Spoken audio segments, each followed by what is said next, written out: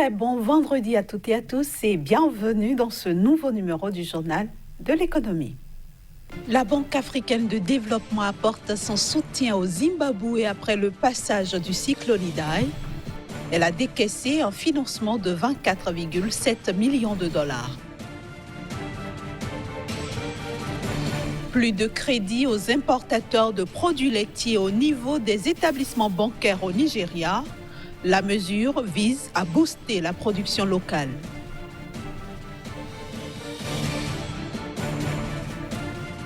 Enfin, les douanes du Togo, du Burkina Faso et du Niger ont signé un protocole d'accord pour simplifier le transit à leurs postes frontières.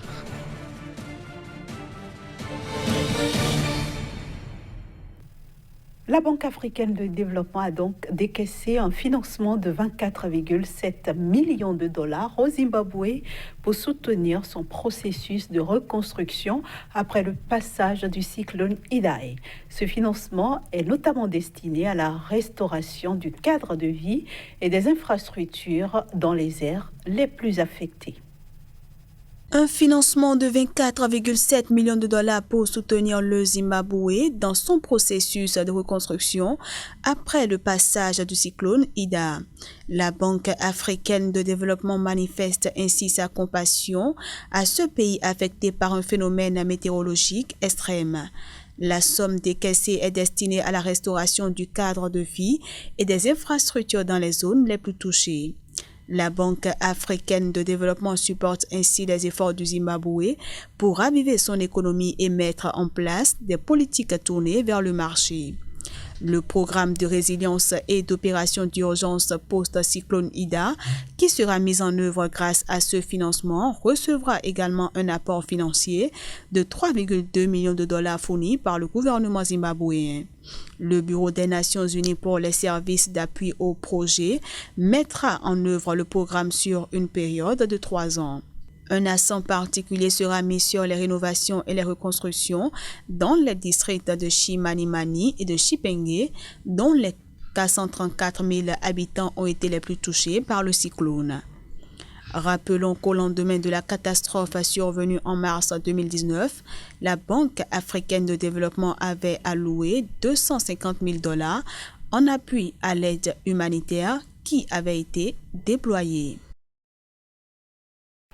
Les douanes du Togo, du Burkina Faso et du Niger poursuivent le processus d'interconnexion de leurs systèmes informatiques. Les 3 parties ont procédé à la signature d'un protocole d'accord pour acter le processus. Ceci dans le cadre de la mise en place du système interconnecté de gestion des marchandises en transit lancé en mars 2019. Le but est de simplifier le transit aux postes frontières entre les 3 pays. Concrètement, dès qu'un camion à destination du Niger ou du Burkina Faso est déclaré à Lomé, ces informations seront partagées avec les 2 autres douanes et inversement. La compagnie aérienne Uganda Airways a repris ses vols après plusieurs années de pause. Le vol inaugural a été effectué en direction de Nairobi. La relance de la compagnie vise notamment à permettre aux habitants des pays voisins d'accéder facilement au marché ougandais. Après 18 ans de léthargie, Uganda Airlines est de retour dans le ciel africain. La compagnie refait surface après sa faillite avec des ambitions pleines la tête. Objectif immédiat, reconquérir la clientèle régionale. Grâce à notre compagnie aérienne nationale, nos amis du Soudan du Sud, de la RDC, du Kenya, de la Tanzanie, du Rwanda, du Burundi et d'ailleurs pourront accéder facilement à notre marché et se connecter facilement à leur destination. Uganda Airlines entend à juste titre couvrir un solide réseau régional et se déployer progressivement d'ici 2 ans sur les lignes internationales. La compagnie aérienne desservira d'abord 7 destinations, à commencer par Nairobi, Mogadiscio, Djouba et Dar es Salaam, et ensuite à Mombasa, Kilimandjaro et Bujumbura. Autre destination dans le viseur d'Uganda Airlines, Zanzibar Addis Abeba et Harare, mais aussi Johannesburg, Kigali, Kinshasa, Khartoum et Lusaka. Uganda Airlines va aussi se redéployer sur les anciennes lignes desservies par la défunte compagnie nationale, notamment Londres et Bruxelles en Europe et Dubaï au Moyen-Orient. Le 23 avril dernier, nous avons reçu nos 2 premiers avions régionaux CRJ. 2 avions CRJ 900 supplémentaires seront livrés en septembre. Et d'ici la fin de l'année prochaine, en 2020, 2 Airbus A330 à fuselage large seront livrés pour des vols long courriers vers l'Europe, l'Asie et le Moyen-Orient. Uganda Airlines renaît dans un contexte de forte concurrence régionale. L'Afrique de l'Est est en effet l'une des régions les plus dynamiques en matière de transport aérien sur le continent. La nouvelle compagnie va faire face à la compétition des compagnies voisines dont Rwanda, mais aussi Air Tanzania, Kenyan Airways, sans oublier Ethiopian Airlines. Uganda Airlines est actuellement détenue à 100% par l'État, mais elle pourrait ouvrir son capital quand elle aura pris son envol. Je le disais en titre, les établissements bancaires ne peuvent désormais plus fournir de crédit aux importateurs de produits laitiers au Nigeria. La décision vient de la Banque centrale nigériane et devrait permettre de booster la production locale de lait, réduisant ainsi la facture élevée consacrée à cet achat. La mesure s'inscrit dans le cadre de la politique initiée par le président Muhammadu Buhari visant à promouvoir l'autosuffisance alimentaire et enrayer la baisse des devises du pays. Cette restriction pourrait être suivie d'un accroissement des prêts à faible taux d'intérêt aux producteurs laitiers locaux.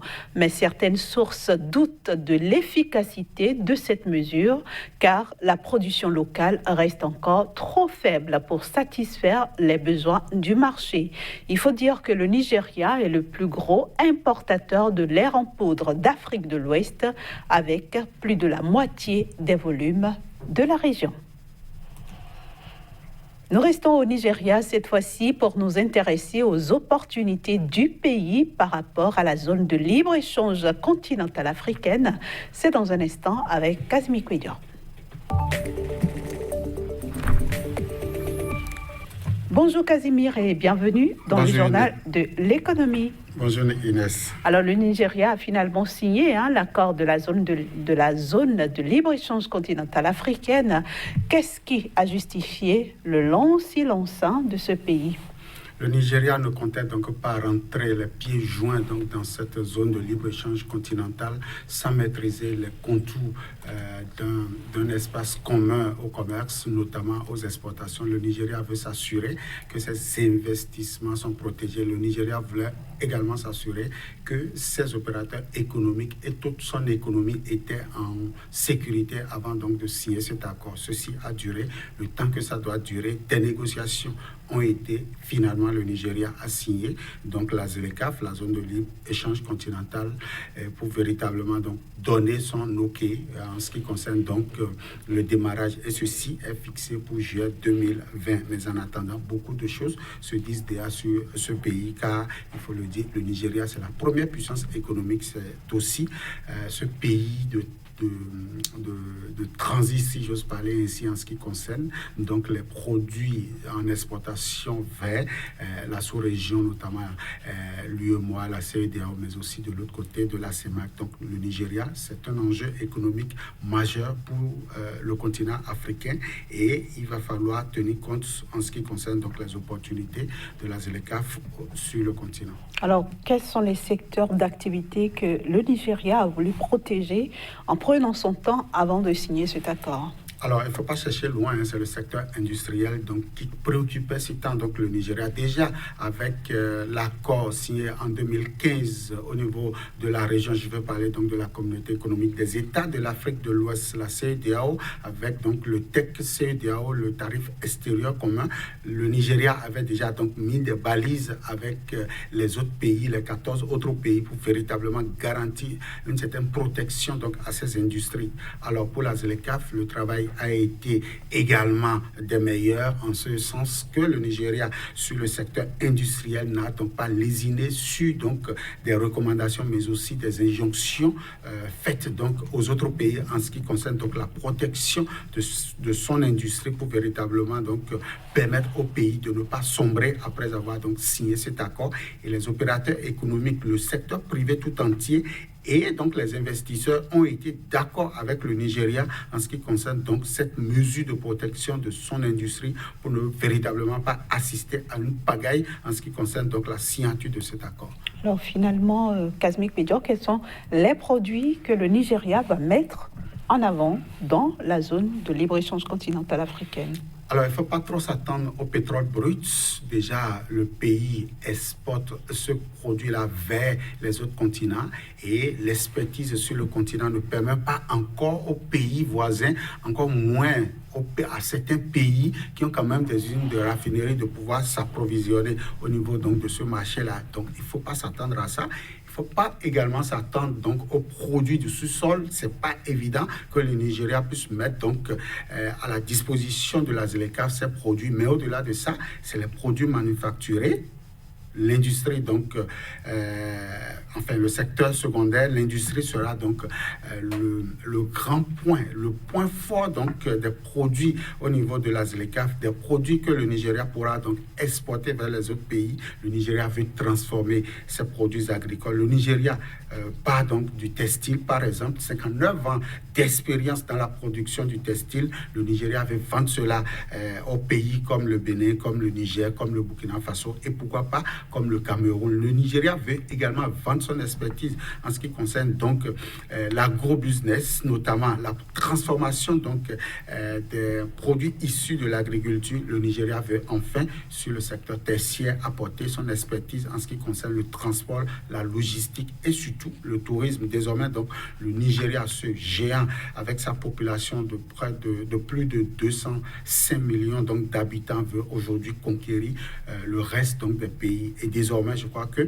les pays, les petits poussés comme donc, le Bénin, comme le Niger, doivent aller à l'école de ce pays pour véritablement engranger en ce qui concerne l'expérience, mais surtout nouer des relations, pourquoi pas, pour voir les investissements davantage donc renforcer l'économie de ces petits pays-là. Kazmik Pedjo, le Nigeria veut vendre ses produits, mais dans le même temps, le pays ferme ses frontières terrestres avec ses voisins. Est-ce qu'il n'y a pas une certaine contradiction ? À première vue, on pourrait donc parler de contradiction, mais ici, il s'agit de produits en réexportation, en transit, ou les produits importés sur donc, les pays voisins et qui rentrent de façon sauvage sur le sol donc, nigérien. Désormais, le Nigeria a décidé de fermer les frontières et je crois bien que ceci entre en ligne de compte dans le cadre de la ZLECAf, dans le cadre donc, de la protection donc, des produits locaux. Le Nigeria ne veut pas donc, de ces produits qui quittent l'Asie, qui quittent donc l'Europe, les États-Unis pour venir envahir donc sa production locale. En tout cas, pour ce qui est donc de cet embargo décrété depuis le 20 octobre, le Nigeria est en train donc petit à petit, de gagner le pari donc, de la fermeture de ses frontières, mais aussi de la sécurité alimentaire en ce qui concerne surtout le riz. Et je crois que c'est une expérience que les autres pays doivent pouvoir partager, car aujourd'hui, la ZLECAf, c'est les produits d'exportation et non les produits de la réexportation. Alors, Kazmik Pedjo, finalement, est-ce que le Nigeria va réussir dans ce partenariat ? C'est certain, le pays donc, nous a habitués à beaucoup donc, de résilience, à beaucoup donc, de réformes. Et je crois que si le CEDEAO a été une réussite avec la 5e bande que ce pays a imposée, je ne crois pas que le Nigeria ne puisse pas profiter. Et ce qui serait dommage ici, c'est que les autres pays ne soient pas au même rythme. Déjà qu'on annonce que le Niger fait partie donc de ces petits poussés qui risquent donc de laisser beaucoup de plumes avec cet accord signé entre le Nigeria. Le Nigeria qui décide donc de travailler son agriculture, je crois que 205 millions d'habitants qui vont travailler l'agriculture pourront nourrir le pays de la sous-région, pourquoi pas. Merci beaucoup Kazmik Pedjo, merci donc d'être venu nous parler de ce que le Nigeria pourrait tirer de la zone de libre-échange continentale africaine. À très bientôt. Merci à vous. Voilà, chers amis téléspectateurs, ce sera tout pour ce numéro de votre journal de l'économie. Retrouvez toute l'équipe dès lundi à la même heure.